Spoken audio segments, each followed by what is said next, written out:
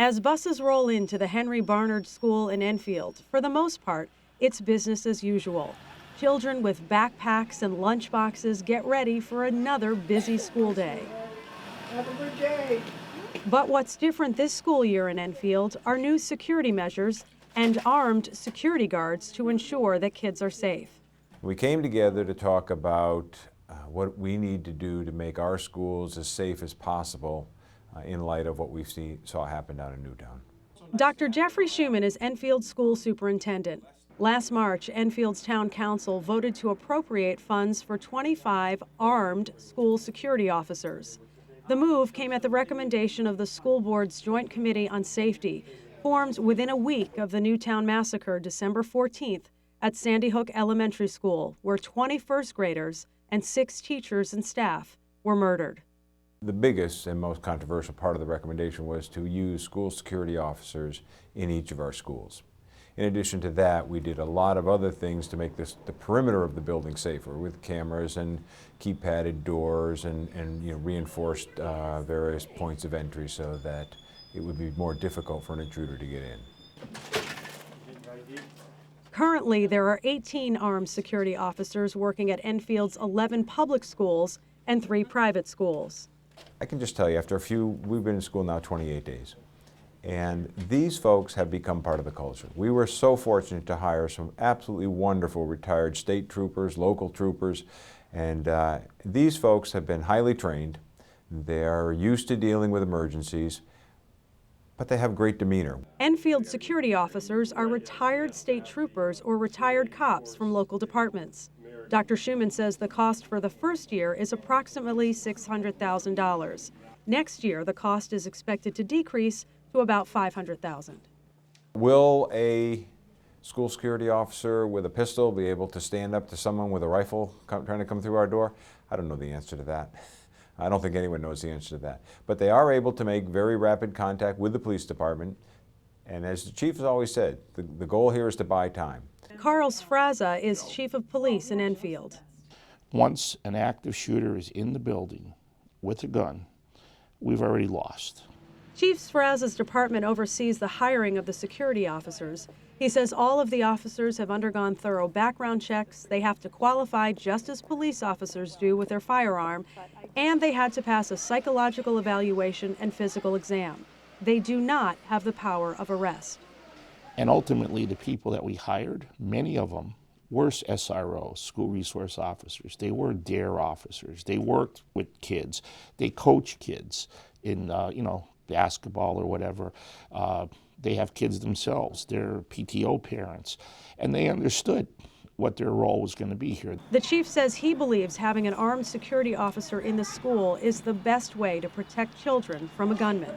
Once they're in the building, once all the mental health screening we try to do and all the efforts to try to prevent it fail and it falls through the cracks, I don't see an alternative when he's in that building in his mindset with a firearm, an active shooter mindset that I want to kill as many people as possible. There's no room to negotiate. No one's talking. There's nothing at that point that gives us a chance to save everybody in that school unless we have a trained professional in there that could take some decisive action and stop them. While the superintendent says the security officers have really been well received so far this year by the staff and by students, there are some people in town who say that having a security officer sends the wrong message and is certainly not the right way to protect children. Elizabeth Davis has been trying to get a petition passed which would allow all of Enfield's residents to vote on whether security officers should be allowed in schools. Davis has a 3rd grader herself in the school system. A veteran who fought in both Afghanistan and Iraq, she says she's not against guns, but doesn't want them in schools. I don't feel guns need to be brought into the schools with our children. I believe there's a lot more ways you can secure the school system without just bringing guns into the school and teaching our kids that it's okay to always have a gun around.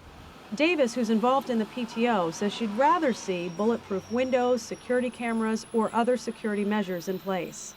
If you have them centralized for every single school and you have central people watching them, 24-hour monitoring, you're covering a lot of stuff. Anything suspicious, you have people already on the way. And that was the same with Sandy Hook. You know, if it was central location and they had cameras watching, no parent was going to try to get in the door, can't get in the door and walk away. Although he shot his way into the building. Correct. And they had security. They had a secure door. So, I mean, that was the worst case scenario that came true. Right. And the saddest day for Connecticut, for the parents there and all of Connecticut residents. We can't turn the clock back, but we can learn from it. Davis just fell short of getting enough signatures for the petition, but she wants to try again. If there was somebody else in there that could fight fire with fire, at least there'd be a chance. Maybe not a guarantee, but a chance. Correct.